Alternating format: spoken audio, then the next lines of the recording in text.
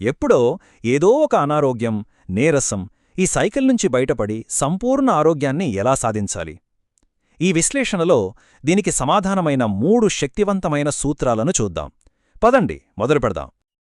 తరచూ శరీర నొప్పులు, జీర్ణ సమస్యలతో ఇబ్బంది పడుతున్నారా? ఈ లక్షణాల వెనక ఉన్న అసలైన కారణం బహుశా మనం ఊహించిన దానికంటే చాలా లోతైనది కావొచ్చు. అది కేవలం అనారోగ్యం కాదు, అంతకుమించి ఏదో ఉంది. పండిత్ శ్రీరామ్ శర్మ ఆచార్య గారు చెప్పినట్లు శారీరక శ్రేయస్సే అన్ని విజయాలకు పునాది.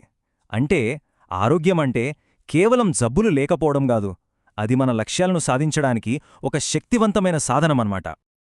ఈ ఆరోగ్య సమస్యలు కేవలం వ్యాధి లక్షణాలు కాదని, అవి మన సంకల్ప శక్తిలో ఉన్న లోపానికి సంకేతాలని మూలగ్రంథాలు చెబుతున్నాయి. అంటే అసలు సమస్య బయట కాదు, మన లోపల, మన అంతర్గత బలంలోనే ఉంది. సరే, మరి ఈ మలబద్ధకం, ఒత్తిడి ఈ రెండింటినీ మూలాలతో సహా పెకిలించడానికి మనం 3 ప్రాథమిక సూత్రాలను ఫాలో అవ్వాలి.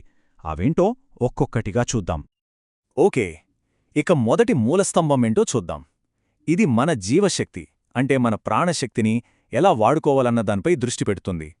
మరి దీన్నెలా పెంచుకోవాలి? మనం ఏమనుకుంటాం, శక్తికి ఆహారమే ముఖ్యమని.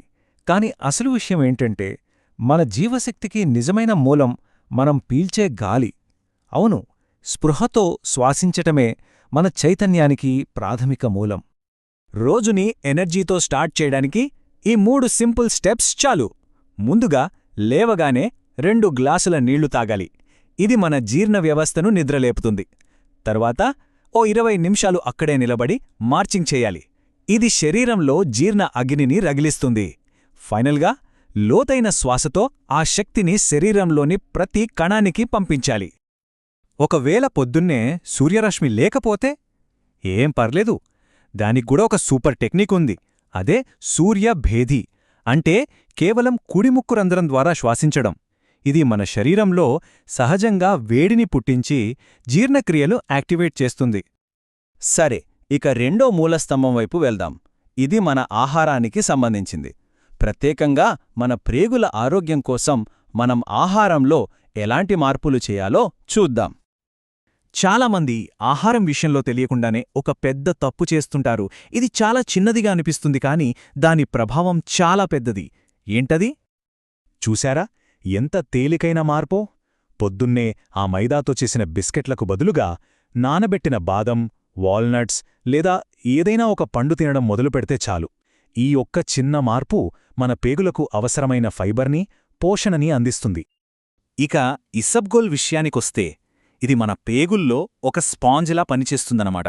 నీటిని పీల్చుకుని మలాన్ని మెత్తబరిచి సిస్టమ్ని ఈజీగా క్లీన్ చేస్తుంది. ఇది చాలా ఎఫెక్టివ్ న్యాచురల్ పద్ధతి. అయితే దీని వాడే పద్ధతి కూడా ముఖ్యం. రాత్రి భోజనం చేశాక ఓ గంట ఆగి, ఒక గ్లాస్ గోరువెచ్చని నీళ్లల్లో 1 స్పూన్ పొడి కలిపి వెంటనే తాగేయాలి. లేట్ చేస్తే అది గట్టిపడిపోయి తాగడం కష్టమవుతుంది. అలాగే పేగుల్లో పొడితనం తగ్గాలంటే ఇంకో సింపుల్ చిట్కా, ఆహారంలో కొద్దిగా నువ్వుల నూనెని చేర్చుకోవడం. ఇది న్యాచురల్ లూబ్రికెంట్లా పనిచేసి చాలా హెల్ప్ చేస్తుంది. సరే, ఇక మనం ఫైనల్, ఇంకా చెప్పాలంటే చాలా ముఖ్యమైన 3వ మూలస్తంభం దగ్గరికి వచ్చేశాం. అదేంటంటే మనస్సుకి, మన జీర్ణ వ్యవస్థకి మధ్య ఉన్న విడదీయరాని సంబంధం. ఇది చాలా సింపుల్ పాయింట్. మనసులో ఒత్తిడి పెరిగితే అది నేరుగా మన శరీరంపై ప్రభావం చూపిస్తుంది. మన ప్రేగులు బిగుసుకుపోయి ఇది నేరుగా మలబద్ధకానికి దారితీస్తుంది. అంత డైరెక్ట్ కనెక్షన్ ఉందన్నమాట.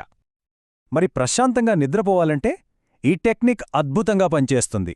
ముందుగా రోజంతా మనసులో ఉన్న భారాలన్నిటినీ, ఆలోచనలన్నిటినీ ఒక పేపర్ మీద రాసేసి పక్కన పెట్టేయండి. ఆ తర్వాత గోరువెచ్చని నువ్వుల నూనెతో పాదాలకు ఒక 10 నిమిషాలు మసాజ్ చేసుకోండి. అంతే, మనస్సు, శరీరం రెండూ తేలికపడిపోయి గాఢ నిద్రలోకి వెళ్ళిపోతారు. ఇది చిన్న మార్పే అయినా చాలా పవర్ఫుల్. ఉదయాన్నే వాష్రూంలో ఆ మోటివేషనల్ స్పీచ్లు, హడావడికి బదులు మనసును ప్రశాంతంగా ఉంచే సంగీతం వినండి. లేదా సింపుల్గా కళ్ళు మూసుకుని సూర్యరశ్మిని ఊహించుకోండి. మన మెదడు ఆ ఊహకు కూడా నిజమైన సూర్యరశ్మిలాగే స్పందిస్తుంది. చూశారుగా, ఈ 3 స్తంభాలు మన ఆరోగ్యానికి పునాదిలాంటివి. కాని అసలు మ్యాజిక్ ఎప్పుడు మొదలవుతుందంటే, వీటిని మన డైలీ లైఫ్లో ఒక భాగం చేసుకున్నప్పుడే. ఎందుకంటే ఆరోగ్యం అనేది ఏదో సాధించే ఒక టార్గెట్ కాదు కదా, అదొక నిరంతర ప్రయాణం. ప్రతిరోజూ మనం చేసే చిన్న చిన్న పనులే మనల్ని సంపూర్ణ ఆరోగ్యవంతులుగా మారుస్తాయి. సో ఒక్కసారి క్విక్గా గుర్తుచేసుకుందాం. 1. సరైన శ్వాసతో ప్రాణశక్తిని పెంచుకోవడం. 2. సరైన ఆహారంతో ప్రేగుల్ని శుభ్రంగా ఉంచుకోవడం. 3. మనసును ప్రశాంతంగా ఉంచుకొని గాఢంగా నిద్రపోవడం.